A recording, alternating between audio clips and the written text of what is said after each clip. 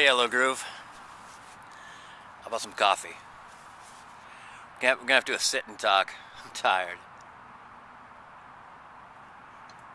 It's my Friday, and Irma's moving, so we're moving into a really nice apartment. And I don't know, even though if you don't do a whole lot of moving, I think moving is just kind of stressful, tires you out.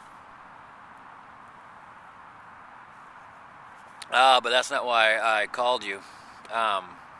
Your video about the definition of malt liquor.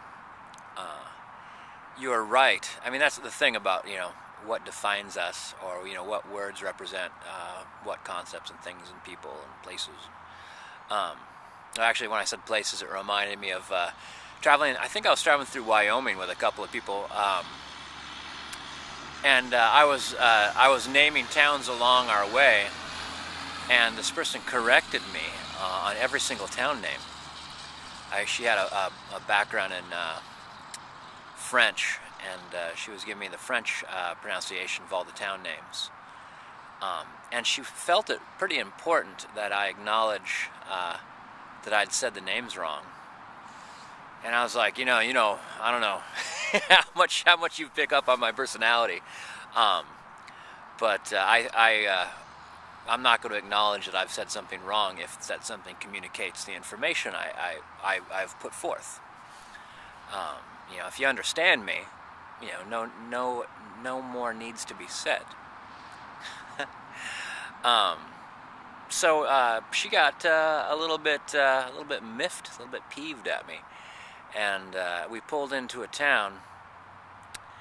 And she thought we were talking to a local, and she thought she'd use that opportunity to put me in my place again, and was talking to the guy about all the town names, and he was like patiently listening to her as a Western gentleman does.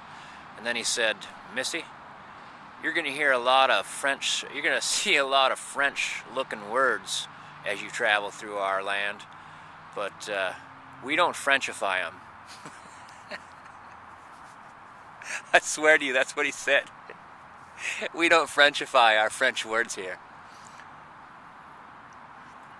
So everything had like a U.S. twist to that French word. And then names. The second thing about names is I worked with a guy that wanted to be called Rockfish. And he had some unusual social skills. He was kind of a misanthrope, just like me. And I was like, all right, Rockfish. And no one else would call him Rockfish. As a matter of fact, I've never heard anyone's first name more overused than Rockfish's first name. Because people wanted to highlight the fact that they would not call him what he wanted to be called. And at one point in time, he said to me, he's like, "You're the only person that calls me by my nickname." And I'm like, as far as I'm concerned, you have the right to be called whatever you want. As long as it's not offensive.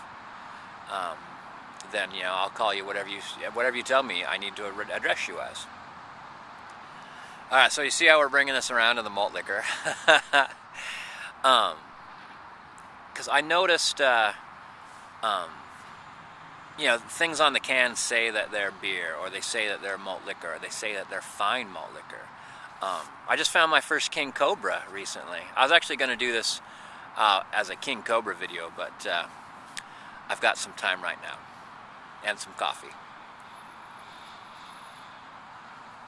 Yeah, so where I'm going with that is, Mickey's is a fine malt liquor. Because that's what the people who make Mickey's wrote on it. That's what they want it to be referred to as. Same thing with King Cobra. OE is malt liquor. Because it says malt liquor on it, Miller or something like that says beer. And I think so that technically it could be this, that, or the other thing.